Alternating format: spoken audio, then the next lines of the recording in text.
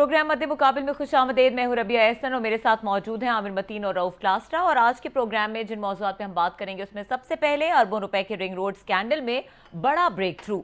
मुतादिद bureaucrats Punjab anti corruption के radar पर। साबिक commissioner Rawalpindi captain retired Mohammad Mahmood और land acquisition commissioner Waseem Tabish गिरफ्तार। क्या एंटी करप्शन मलबा सिर्फ ब्यूरोक्रेट्स पर ही डालेगी या इस पहलू की भी तहकीकात करेगी कि किसके कहने पर ब्यूरोक्रेट्स ने नक्शे में तब्दीलियां की और क्या शेख रशीद, जुल्फी बुखारी और गुलाम सरवर को क्लीन चिट मिल गई है? इस हवाले से इस मौजू पर बात करेंगे। इसके अलावा बात करेंगे वजीर खजाना शौकत तरीन और नैब आमने सामने। शौकत तरीन का नैब के हाथ पांव तकनीकी अंदाज में बांधने का इंदिया।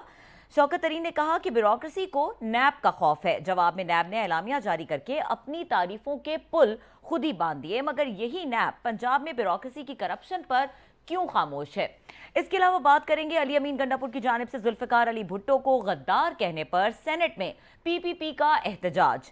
सेनेटर रजा रब्बानी और शरी रहमान ने इमरान खान की टीम की जानिब से गैर अखलाकी जबान इस्तेमाल करने पर उनको आड़े हाथों ले लिया। सरदार तनवीर इलियास के हल्के में मरियम नवाज का बड़ा पावर शो। एक बार फिर इमरान खान हुकूमत को ललकार दिया। सबसे पहले अरबों रुपए के रिंग रोड स्कैंडल में जो ये बड़ा ब्रेक थ्रू सामने आया है और ये बातें भी की जा रही हैं कि कुछ लोगों को क्लीन चिट मिल गई है। इस हवाले से आमिर मतीन साहब आपसे शुरू करेंगे कि जिस तरह से रिंग रोड स्कैंडल को हमने फॉलो किया और आप इस पर बताते रहे हैं, तो ये अभी इस वक्त क्या सिनेरियो है? जी, एक तो है जो सिनारियो है जो हम बताएंगे, मगर एक वो सिनारियो है जो कि पेंट किया जा रहा है सोशल मीडिया पे और काफ़ी सारे हमारे टीवी के प्रोग्रामों में भी कि इसके अंदर बड़े नाम आए थे। इसमें शेख रशीद साहब का नाम आया था स्कैम में, चौधरी सरवर साहब का आया था, गुलाम सरवर जो मिनिस्टर हैं, और जुल्फी बुखारी साहब का और उनके रिश्तेदारों का नाम आया था। तो ये रिपोर्ट, ये तासुर ये किया जा रहा है और व्यक्तियों के निशान पड़ रहे हैं और कुरान की आयतें कोट की जा रही हैं कि अल्लाह इज़्ज़त बचाने वाला।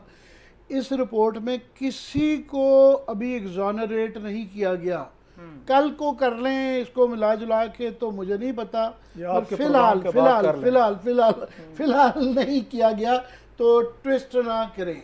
हाँ, कुछ लोगों को बचाया गया है, उसका भी बताते हैं। वो पहले बता रहे हैं कि लोगों जरा इसको टेक्निकल बड़ा ब्यूरोक्रेट्स इसको बना के पेश करते हैं तो आम आदमी को समझ ही नहीं आती कि हुआ क्या है। तो आसान अल्फाज में हम कोशिश करते हैं कि ये रिपोर्ट है क्या।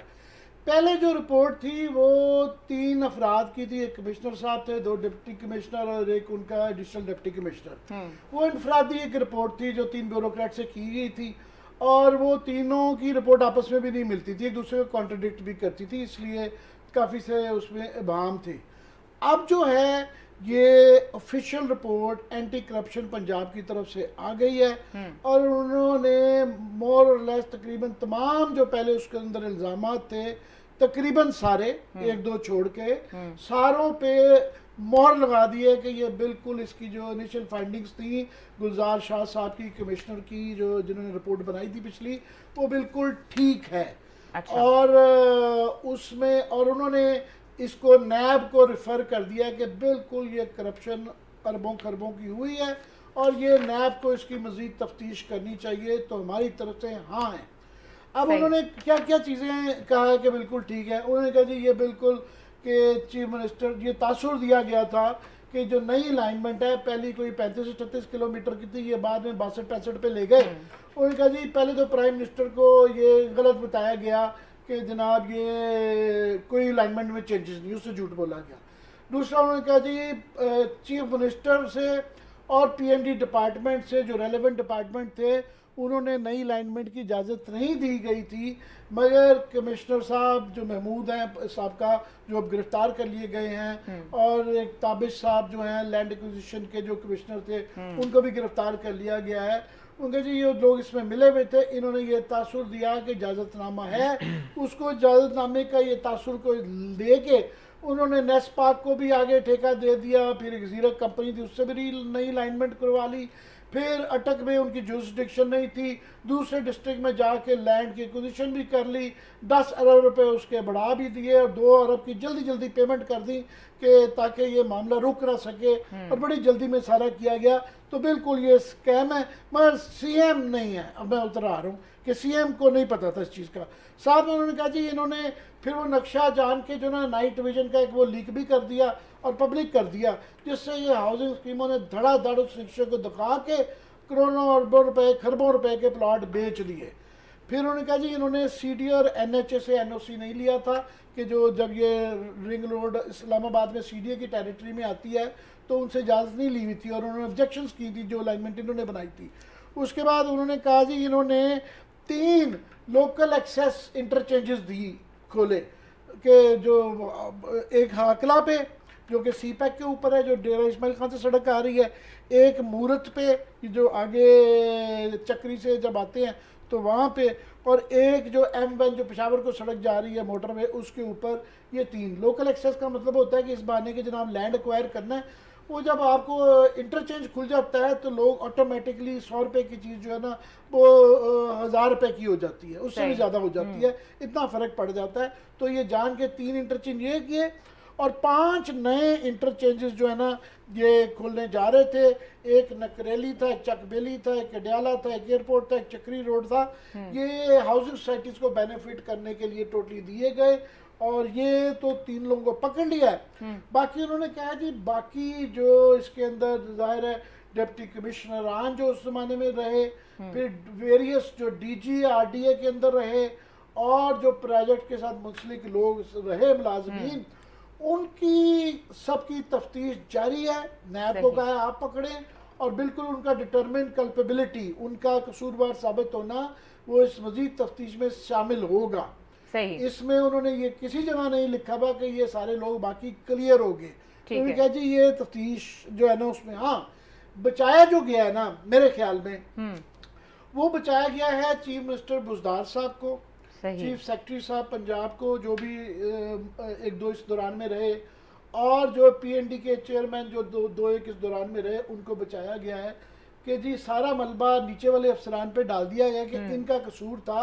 ये कैसे हो सकता है कि महीनों तक के एक प्रोजेक्ट अगर उन्होंने नई अलाइनमेंट की इजाज़त नहीं है तो वो डिप्टी कमिश्नर साहब की जो रिपोर्ट थी उसके अंदर भी था, काफ़ी सारे लेटर मुंसलिक किए हुए थे कि एक नए आपके 1-2 ज़िलों के अंदर एक नई अलाइनमेंट बन जाए, बजट पास हो जाए, 2 अरब रुपया बांट भी दिया जाए, 10 अरब रुपया छोटी रकम नहीं है, इतनी बड़ी रकम की इतनी चेंजेस जो हो रही थी और ये कई महीनों तक सिलसिला, ये 1 साल 1.5 साल सिलसिला जारी रहा। इस दौरान में अगर फ़र्ज़ करें ये लोग कसूरवार नहीं थे, ये शामिल नहीं थे इस बेईमानी में, तो इनके ऊपर लैब्स का नेग्लिजेंस का तो पर्चा बनता ही बनता है। ये इस बार ये कसूरवार तो बिल्कुल है कि इनकी आंखों under their watch this was happening, ये हो रहा था, इनको नहीं, उनको बचा लिया गया है। अब बाकी रह गए ये बड़े 3 लोग। अच्छा ये याद रहे कि इसमें उन्होंने जो डाली हुई है कल्पेबिलिटी जो कसूरवार है FIR जो जमा कराई हुई है उसके अंदर चोर फ्रॉड ये वो है, तो उनका जी 10 अरब रुपया जो है ना वो बजट का बढ़ गया और 2 अरब रुपया जो पेशगी दे दिया वो एक्सचेकर का लॉस है। ये 2 अरब रुपये का स्कैम नहीं है, असल स्कैम ये है कि ये जो 22-25 किलोमीटर एरिया का जो बढ़ा दिया गया, जो इंटरचेंज खोले गए, तो यहाँ पे हाउसिंग स्कीमें ये उनके नाम प्रोड्यूसर साहब चला रहे हैं, ये इन सब को ये लाइसेंस दे दिया गया और नक्शे जारी कर दिए गए कि धड़ाधड़ खरबों और खरबों तो एक मुहावरा बन गया, ये डॉलर्स में अरबों रुपए की ज़मीनें यहाँ पे फ़रोख्त हुई हैं। 1000 एकड़ ज़मीनें जो हैं, जो मैंने कहा ना 100 रुपये की ज़मीन जो 5-5 हज़ार रुपये, इतना मार्जिन है, मैं आसान लफ्ज़ों में बता रहा हूँ कि प्लॉट बेचे गए। और कई दफ़ा जिस तरह के स्मार्ट सिटी का हम रिपोर्ट कर चुके हैं, उनके बाद प्रिलिमिनरी इजाज़तनामा था उस, और बड़े थोड़े प्लॉट थी उनकी होल्डिंग थी, 60,000 प्लॉट बेच दिए जो है। उसके बाद एक ब्लू वर्ल्ड थी और उसके बाद नोवा सिटी, इन सब की होल्डिंग ये तफ्तीश है कि बड़े थोड़े थे, ये इन्होंने ज़्यादा बेचे। असल स्कैम ये है कि पब्लिक को अलाउ किया गया इन हाउसिंग सोसाइटीज़ को कि पब्लिक को बेवकूफ़ बनाएं और उनको लूटें, ये असल स्टोरी है। अब 3 क्विकली मैं कह दूँ, क्लास साहब के बाद बहुत इसकी डिटेल्स हैं कि क्विकली मैं कहता हूँ कि ये 3-4 जो बड़े लोग हैं एग्जॉनरेट इस तरह नहीं होते कि जुल्फी बुखारी साहब जो हैं उन पे 2-3 इल्ज़ामात हैं। उन्होंने टीवी प्रोग्रामों में आके खुद का कोई दिखा सकते हैं प्रोड्यूसर साहब अभी कि मेरा या मेरे ख़ानदान का एक भी प्लॉट जो कि मौरूसी ना हो वो साबित हो जाए कि हमने यहाँ पे लिया हो, तो मैं वो जो कहते हैं मैं नौकरी छोड़ दूंगा, ये बुला बुला उन्होंने किया था।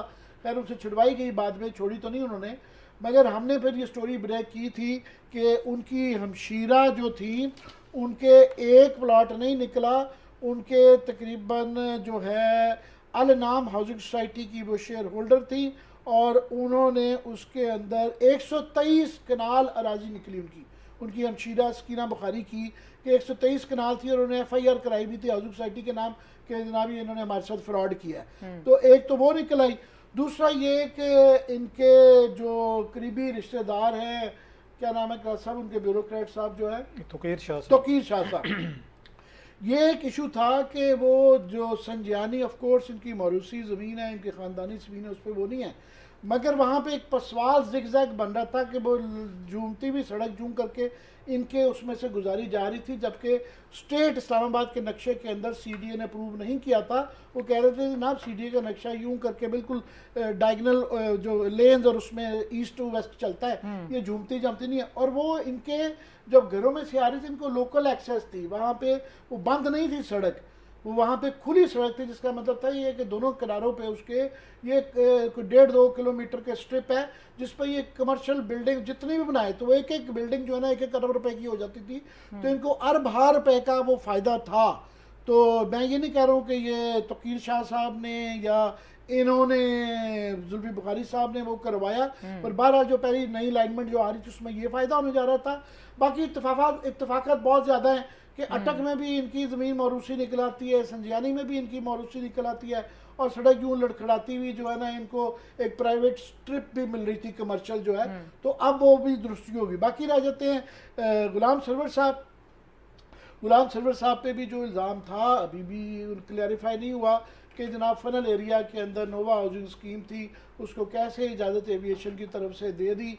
और उनके गुलाम सरवर साहब ने हमारे प्रोग्राम में भी इकरार किया था कि इनके उस ख़ानदान के साथ नोवा के जो मालिक हैं ताल्लुकात रहे, उनके फंक्शनों में ये और उनके बेटे बेटे भी आते जाते रहे, तो वो एक्सप्लेनेशन अभी तक इनकी तफ्तीश अभी होने वाली है। और लास्टली शेख रशीद साहब का ये भी स्टोरी हमने ही ब्रेक की थी कि जनाब शेख रशीद साहब ने जो इसके अंदर मलिक तहसीन अवान साहब हैं, उनको जो है in the mist of this, जब ये स्कैंडल जुबान ज़द-ए-आम हो चुका था, तो उस दौरान में उनकी 150 कनाल अपनी ना उनको बेची थी। ये नहीं पता, बता रहे थे वो बताने से कह रही हैं दोनों साइड कितने में बेची और किस रेट पे बेची और वो क्यों बेची। और उससे ये है कि ये जो नई अलाइनमेंट आ रही थी वो इनके 1100 कनाल को टच करती थी शेख रशीद साहब के। अच्छा, इनका जो अपना फार्म हाउस 1100 कनाल का जो है, जिसका एक और बड़ा डुबियस बैकग्राउंड है, फॉर अनदर टाइम। लास्टली मैं ये कह दूं कि शेख रशीद साहब ने जिनको बेची थी ज़मीन, मलिक तहसीन अवान साहब, ये इसी हफ्ते मज़ीद इसमें ये नई स्टोरी ब्रेक कर दूं कि उनको अलवीर एयरवेज़ का एक जो है वो लाइसेंस मिल गया है, एयरलाइन खोलने का लाइसेंस मिल गया है। और उन्होंने हमारे प्रोड्यूसर साहब को भेजी भी कि मुबारक हो आपके भाई को जो है ना एयरलाइन का मिल गया है। तो मैं उनसे पूछना चाह रहा था कि प्रोड्यूसर साहब को कल पूछ लें कि जनाब एयरलाइन लेने के लिए 3 चीज़ें मुझे मुश्तबा इसके अंदर डूबियस है। एक कि उनकी लाइव रेजिडेंशियल का पहले ही इंक्वायरी रिपोर्ट के अंदर नाम है, वो एक्यूज्ड में है, उनकी हाउसिंग स्कीम भी उसकी तफ्तीश हो रही है, पहली बात। दूसरा है कि 2 मिनिस्ट्रियों की एयरलाइन लेने के लिए बड़ी क्रूशल क्लियरेंस होती है, एक होती है इंटीरियर मिनिस्ट्री और दूसरी होती है एविएशन। तो इंटीरियर मिनिस्ट्री जिसको के जो कि इनके सेलर थे लैंड के, वो शेख रशीद साहब हैं, और जो एविएशन के ऊपर पहले इल्ज़ाम है गुलाम सरवर साहब के ऊपर कि जनाब उन्होंने पहले इनोवा को क्यों दी, तो ये एयरलाइन कैसे मिल गई, ये अभी तफ्तीश बाकी है। भाई क्लास साहब से ठीक है, रिजर्वेशंस हैं और डूबियस हैं चीज़ें सर, बहुत सारे कनेक्शंस बीच में निकलते आ रहे हैं। क्विकली मैं आपसे ये पूछूंगी कि ये जो ब्रेक लेने तो ले ले, बाद में आके बात कर लेते हैं आराम से। आई थिंक सर शुरू करते हैं फिर उसके बाद, या फिर ब्रेक के बाद आके डिस्कस करते हैं इस बारे में। और क्लास साहब का कमेंट लेते हैं क्योंकि बहुत सारे कनेक्शंस हैं जो निकल के सामने आ रहे हैं, और ये तासुर इसके बारे में हम जानना चाह रहे हैं कि क्लीन चिट मिल गई है, मिलने वाली है या मिल सकती है पोटेंशियली। ब्रेक के बाद डिस्कस करते हैं, हमारे साथ रहिएगा।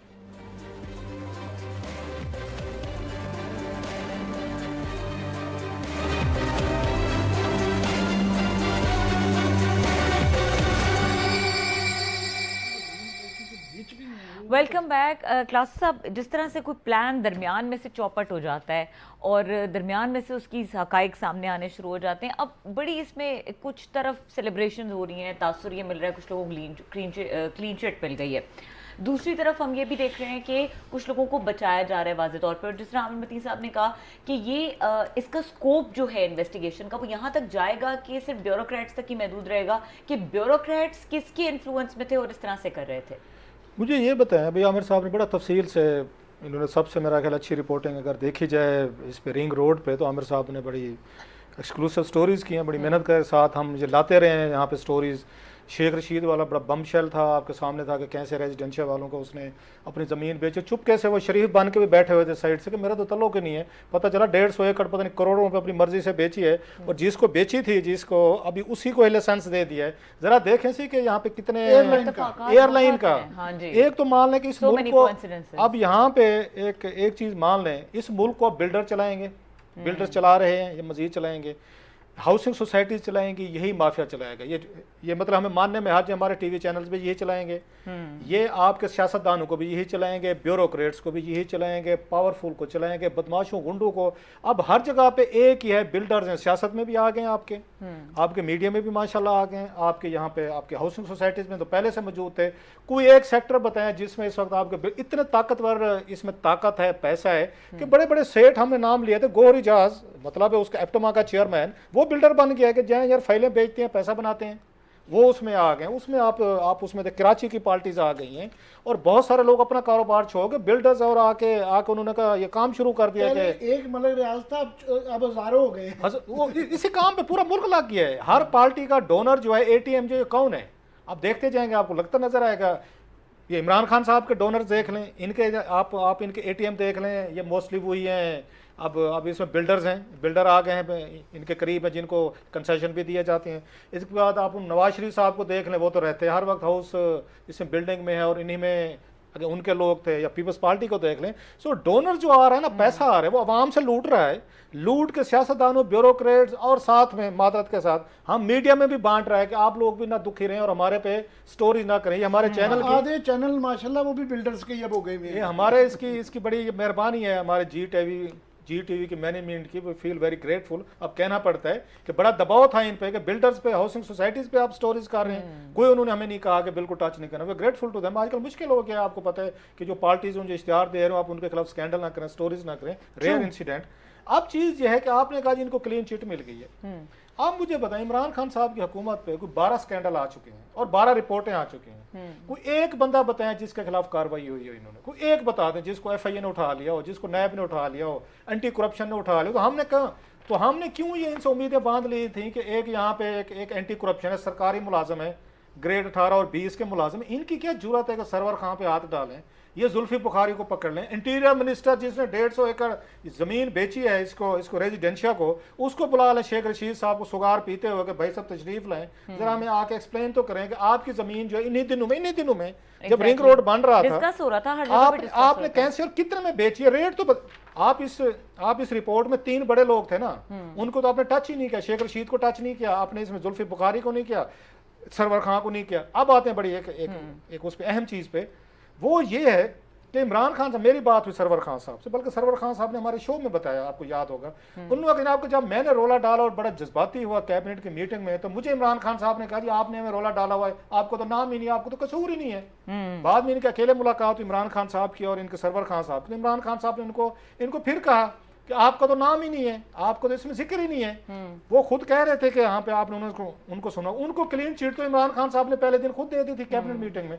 अब सवाल यह है कि जो क्लीन चिट उन्होंने दे दी थी इसको गुलाम सरवर खान, वो जुल्फी को क्यों नहीं दी? और सेम चीज अप्लाई नहीं, कॉन्ट्रडिक्शन हो गई। उधर उनको कह दिया कि आप साइड पे हो जाएं, आप चुप रहें। उस सरवर खान को कह रहे हैं कि आप चुप रहें, रोला ना डाले, मत्थे ना मारे, दीवारों से ना टकराए, आपको तो नाम ही नहीं, आपको तो कसूर ही नहीं है। तो ये काम उन्होंने जुल्फी बुखारी के केस में क्यों नहीं किया? इससे मतलब ये है कि इमरान खान साहब के आगे कुछ ऐसे एविडेंसेस रखे गए थे, वो डॉक्यूमेंट्री हूँ, वो व्हाट्सएप के मैसेजेस हूँ, वो कॉल रिकॉर्ड हो, वो इंटेलिजेंस ब्यूरो की रिपोर्टें हूँ, वो कुछ खुफिया आपके इदारों की कुछ चीजें उनको पेश की गई, जो उन्होंने आके लेवरेज दिया सरवर खान साहब को, इमरान खान ने, वो जुल्फी को क्यों नहीं दिया? कह देते जुल्फी को भी कि भाई सब रोला ना डालें, चुप करके रहें, आपका कोई कसूर नहीं, आप क्यों रोला डाल रहे हैं? उनको तो नहीं कहा उन्होंने कहा इस्तीफा ना दे, उनका तो बकायदा, बल्कि मुझे ये बताया गया है, एक बड़े हाई प्रोफाइल एक सोर्स ने बताया कि जब जुल्फी बुखारी ने आके इसको ट्वीट किया ना अपना उसको रेजिग्नेशन, इसमें भी प्राइम मिनिस्टर ऑफिस खुश नहीं था कि आपने खुद क्यों ट्वीट किया। प्राइम मिनिस्टर ऑफिस आके ये क्रेडिट खुद लेना चाह रहा था कि जुल्फी को कहा गया कि जब तक इन्वेस्टिगेशन हो रही है आप रिजाइन करें।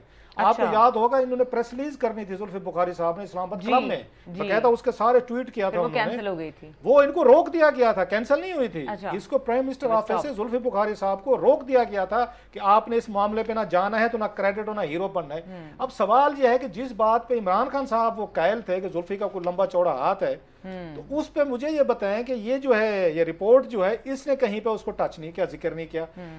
इसके बाद बुजदार साहब पे आते हैं, जरा मजे की चीज जी। आपको ये आमिर साहब को याद आ जाएगी, ये शुगर की जो इंक्वायरी की थी FIA ने कि शुगर एक्सपोर्ट कैसे हुई थी, सब्सिडीज कैसे हुई थी, जो वाजिद जिया ने GAT वगैरह बनाई थी, उसमें भी इन पे इल्जाम था बुजदार साहब पे कि जनाब इन्होंने 4 दिसंबर 2018 को एक इन्होंने मीटिंग की थी जिसमें इन्होंने बैठकर ये 3-4 बिलियन रुपीस की शुगर सब्सिडी जो ना मखदूमों को और इनको सबको दी थी कि खाओ पियो पंजाब में करो।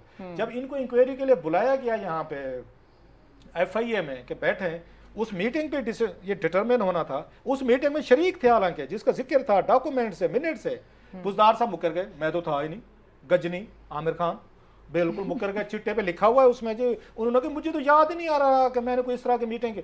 जिस मीटिंग को 3-4 बिलियन रुपीस दे रहे थे इनको शुगर वालों को दे रहे थे, उसका उन्हें पता ही नहीं है 3-4 बिलियन रुपीस का, वो आपके आके खूह खाते चल गए। अब भी वही कह रहे हैं कि जनाब के इसके जो अभी आमिर ने बात की है रिंग रोड वाले केस में, उन्होंने कहा मैंने तो अप्रूवल ही नहीं दी, मेरी तो बात ही नहीं। हालांकि उसमें लिखा हुआ था, जो रिपोर्ट आई थी पहली रिपोर्ट, उसमें लिखा हुआ था कि बुजदार साहब से पूछा गया, सलमान शाह का भी था कि इन लोगों के साथ बैठ के हमने सारी सवाल ये उठता है कि इतने अहम फैसले हो रहे हैं और इतना अहम प्रोजेक्ट है, तो किस तरह CM साहब ये एग्जेम्पशन ले सकते हैं कि मैं नाइव था, मुझे नहीं पता था कि क्या हो रहा है। इस पे तो चलो मान लिया जी, कोई सबूत नहीं है जी, कोई शुगर पे भी सबूत नहीं है, कोई वीट स्कैंडल पे भी नहीं है, कोई अद्वियात पे भी नहीं है, एल में भी नहीं है, चीनी में भी नहीं है, सीमेंट में भी नहीं है, किसी चीज में कोई सबूत नहीं है।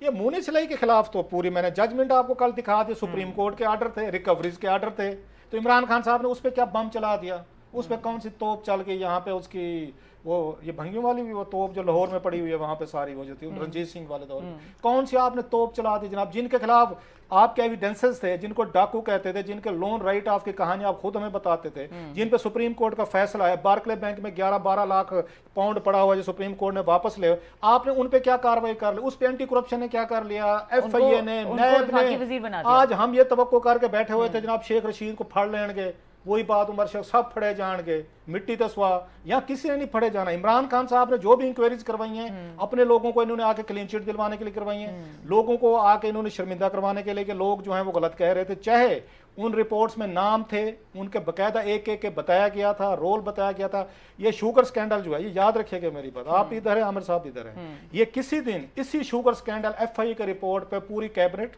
इमरान खान, ECC, इनके minister and Buzdar and company, इन पर ना केसेस बने ना ये, तो मुझे आप कहिएगा जो चीजें जिसको इमरान खान साहब ने टच भी नहीं किया, ये कम अज कम हमें बताना चाहिए था FIA इसको ये जो है एंटी करप्शन है कि जनाब इन्होंने शेख रशीद को समन किया था, उससे इन्होंने सवाल जवाब किए हैं, इन्होंने गुलाम सरवर खान को समन किया था, या इन्होंने जुल्फी बुखारी को, स्टेटमेंट तो दिखाए ना, नेक्स्ट को है आमिर साहब इसके साथ अभी नेक्स्ट की इसकी डिटेल मगर वो नहीं है, मगर एक चीज है कि इसमें ये जो कह रहे हैं ना कि इनको क्लीन चिट मिल गई है, मशहूरी दे रहे हैं, उसमें फैक्ट ये है कि ना फंसाया गया ना बचाया गया, उन्होंने एक ओपन एंडेड रख दिया है कि ये चीज़ें जो हैं ये बिल्कुल इनसे फ्रॉड हुआ है, झूठ हुआ है, फ्रेब हुआ है, टू बी डिटरमिन लेटर, ये लेटर पे डाल दिया कि बाद में इसकी तफ्तीश होगी, सो वो देखेंगे। अभी बच्चे बिल्कुल स्कोप के अंदर है, मगर असल बुजदार साहब का देखें ना, जो बुजदार साहब ये स्कैंडल कैसे आया,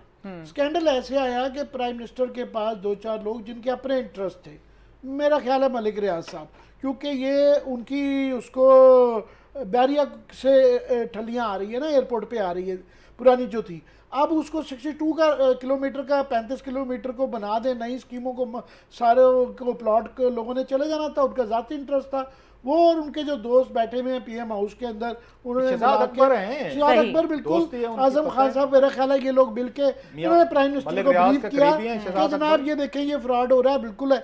तो प्राइम मिनिस्टर अगर इंक्वायरी ना करते तो ये काम हो गया था। हमारे पास ये एक्सेस कहाँ देते हैं, हमें डॉक्यूमेंट निकलवाने पड़ते हैं बड़ी मुश्किल से। हम उससे पहले बिट्स एंड पीसेस में कर रहे थे। हमने स्मार्ट सिटी का किया, हमने ब्लू वर्ल्ड का किया कि ये सारी हाउसिंग स्कीमों में ये फ्रॉड हो रहा है कि इनके पास इजाजतनामे नहीं है, गलत अलाइनमेंट पे, गलत नक्शों पे, विदाउट लेआउट प्लान ये नहीं बेच सकते, ये बेचे जा रहे हैं। ये जब कुछ हो रहा था उस वक्त बुजदार साहब को नहीं था पता, सबको पता था। बिल्कुल नेग्लिजेंस का सवाल तो बिल्कुल ये क्रेडिट जरूर मैं दूंगा वैसे कि आगे कुछ हो ना हो, ये इंक्वायरी प्राइम मिनिस्टर ने करवाई और ये रिक्वाया भी उन्होंने है, जो भी उनके रीजंस थे। पर ये क्रेडिट जरूर है कि अपनी गवर्नमेंट ने अपने स्कैम को पकड़ लेना क्लास। और अभी फॉलो कर रहे हैं सर, ब्रेक का वक्त हो रहा है। और अभी थोड़ी देर पहले वफाकी वजीर जो अभी बने हैं मोनिस इलाही, उनका जिक्र हुआ, तो आमिर साहब से ये पूछेंगे ब्रेक के बाद कि उनको वजारत अपनी कुछ पसंद नहीं आई। सर ऐसा सही है, ये सही है कि नहीं? ये ब्रेक के बाद आके डिस्कवर करते हैं, हमारे साथ रहिए।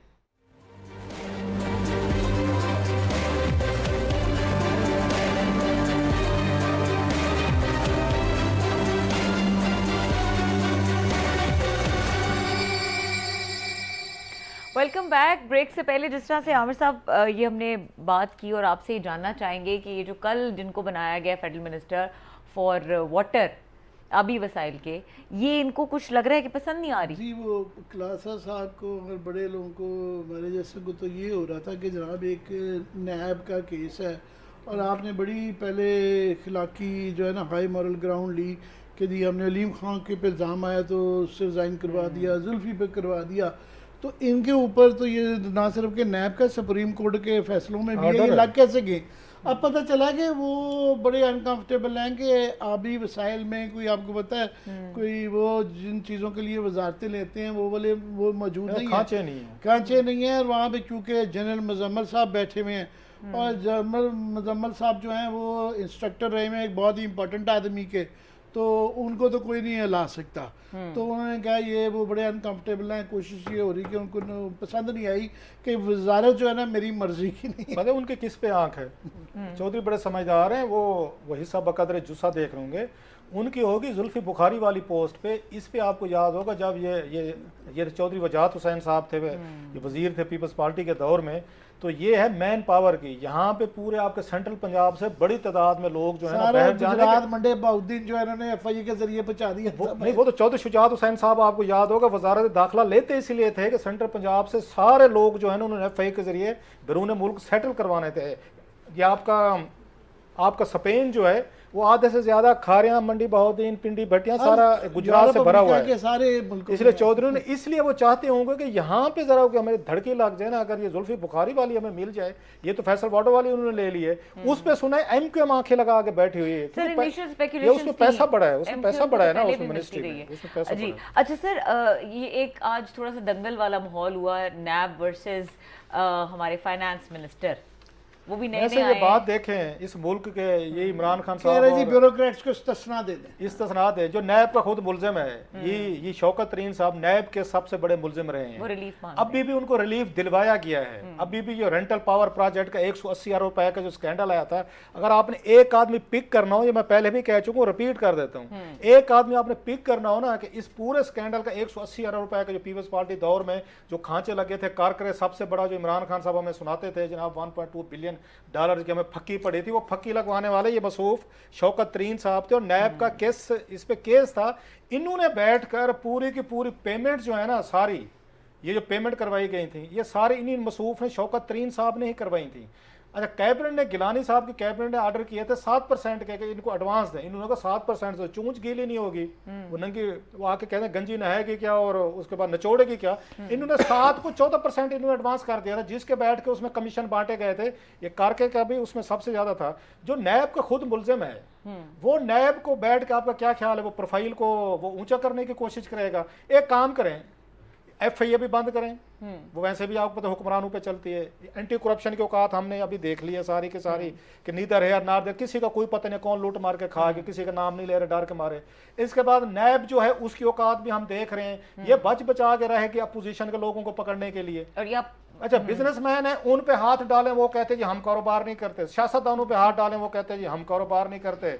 बिल्डर्स पे हाथ डालें तो वो कहते हैं हम कारोबार। इस मुल्क में सारे करप्शन करना चाहते हैं, माल बनाना चाहते हैं, पैसा बनाना चाहते हैं। ब्यूरोक्रेट कहते हैं जनाब के आके आप हमारे पे बात नहीं करो। भाई साहब आपके हाथों से ही सारी ये डील्स होती हैं। ये अगर यहाँ पे ब्यूरोक्रेट सेक्रेटरी, ये ग्रेड 22 जो बड़े मजलूम बनते हैं, ये अगर किसी के एंटरटेनमेंट अलाउंस पे साइन ना करें, या चाय नहीं पी सकते मिनिस्टर हैं जो आपके जो आपका ब्यूरोक्रेट है, जब वो बैठ के 100-200 आपके बिलियन रुपीस के प्रोजेक्ट के अप्रूवल देता है, उसमें बैठ के अपने प्रोजेक्ट्स अलाउंस रखता है, गाड़ियां रखता है, चीजें रखता है, और सियासतदानों के साथ वो मिल के प्रोजेक्ट बनाता है, जिम्मेदारी लेने को तैयार नहीं है। तो एक काम करें, ये बंद करें दुकान। जो मुलजिम है, मुझे हैरानी ये होती है, जो सबसे बड़े मुलजिम है, Shaukat Tarin is the biggest again accused in a power rental scam. वो नैब को कह रहा है पावर रेंटल स्कैम में नहीं, रजा बाकिर साहब जब इनकी तकर्री हो रही थी, एक फाइल लेके प्राइम मिनिस्टर में मेरी इत्तलाएं पहुंचे थे कि जनाब ये इनके अपने बैंक के अंदर इनके ये जो ना इनके काम है, तो बड़ी मुश्किल से इन्होंने फाइल ठीक करा के जो है ना वो सारा करा दिया हुआ है। बात ये पुराना तरीका वारदात है। आपको याद है मुशर्रफ दौर में भी यही हुआ कि जी ये बिजनेसमैन नहीं आते, वो जी ब्यूरोक्रेट फाइल के ऊपर साइन नहीं करते। किसकी जरूरत है? मुझे अगर अपना काम आता हो, पॉलिटिशियन में हूँ, मुझे पता हो, तो मजाल है मेरे सेक्रेटरी की या मेरे ब्यूरोक्रेट की कि वो स्लो करे। कैसे कर सकता है? सवाल ही नहीं पैदा होता। ये बहाने होते हैं कि पहले बिजनेसमैन निकाल दो, फिर ब्यूरोक्रेट निकाल दो, सारे ही निकल के घूम फिर के अपोजिशन ही रह गई। अच्छा सर, क्विकली ये भी बता दें कि नैब के बिहेवियर में तो कंट्रास्ट है। जो पंजाब की ब्यूरोक्रेसी है, जो ये तासुर गलत है, ये सही अलग डिबेट है, लेकिन जो पंजाब की ब्यूरोक्रेसी उधर खामोश है। कभी भी जो ये होते सिटिंग हुकूमत होते हैं, इमरान खान साहब के 12 स्कैंडल आ चुके हैं। ये अगली हुकूमत आएगी ना, वो इमरान खान साहब, इनकी कैबिनेट, इनके ब्यूरोक्रेट, जैसे आज वो पकड़ा हुआ है ना इन्होंने, कैप्टन महमूद पकड़ा गया, पूरी अपोजिशन पकड़ी गई। वेट करें 2 साल बाद अगर कोई और हुकूमत आ गई तो इमरान खान साहब के स्कैंडल भी निकलेंगे, इनके ब्यूरोक्रेट्स के भी निकलेंगे, इनके लाडलों को भी निकलेंगे, तो इनके एटीएम पे निकलेंगे। आज तक कभी भी नहीं हुआ कि सिटिंग हुकूमत के किसी वजीर का ब्यूरोक्रेट का हिसाब हो। हमेशा हिसाब होते आगे अगली हुकूमत के। इनका एक तरफा होने दें। आजकल नवाज शरीफ साहब इन कंपनी का हो रहा है, एक तरफा इनका होने दें। इससे पहले नवाज शरीफ साहब ने बेनजीर भुट्टो और जरदारी साहब का एक तरफा किया गया। इमरान खान साहब का कोई आने वाला कोई होगा, वो इनका एक तरफा उनका करके देगा। सिटिंग हुकूमत में नहीं होते। बहरहाल इस मुल्क में आप ये देखें, अयाशी सारे करना चाहते हैं, टैक्स पेयर का पैसा सारा आके इस्तेमाल करना चाहते हैं। अलाउंसेज इन्होंने रात बताया, दर्जन अलाउंसेज लेना चाहते हैं, या गाड़ियां लेना चाहते हैं, घर लेना चाहते हैं, हेलीकॉप्टर लेना चाहते हैं, राइड करना चाहते हैं, लेकिन एहतसाब जवाब तलब भी कोई नहीं करना चाहता। बंद करें सफेद हाथी को। वैसे सफेद हाथी बन चुका है नैब जो है, इसकी वैसे कोई औकात नहीं रह। एक दौर होता था, लोग नैब का नाम सुन के, वो कहते ना गब्बर सिंह ने जो कहा था, उसने कहा यहाँ से 4 कोस दूर मैं अपने ये बेटों को आगे सुलाने के लिए कहते हैं, सो जा बेटा नहीं तो गब्बर आ जाएगा। ये किसी दौर में नैब का जो रोब था गब्बर जैसा था। आप बेचारा बकरी बना हुआ है, नहीं बकरी बना हुआ है बेचारा। जो आते जाते ना केसेस का एक विशियस साइकिल है, जो पता नहीं किस तरह से कब कंप्लीट होगा। आते जाते 2-4 चपेड़े नैब को भी मारते रोजाना बेचारे। एक ये औकात हो गया नैब की और इनके अफसरान की। शौकत तरीन की क्या जरूरत थी? मुलजिम था आपका, आप अच्छा प्रोसिक्यूट करते। शौकत तरीन को 14 साल सजा होनी थी, आपने छोड़ा, कंप्रोमाइजेस किए, तो फिर ठीक है, फिर ठीक चपेड़े मारी आपको शौकत तरीन ने। प्रोग्राम का टाइम खत्म हो गया है। डिस्कशन को कंटिन्यू करेंगे अपने आने वाले प्रोग्राम्स में। इन टॉपिक्स पे फॉलो अप भी करते रहेंगे। प्रोग्राम देखने के लिए शुक्रिया। इजाजत दीजिए। अल्लाह।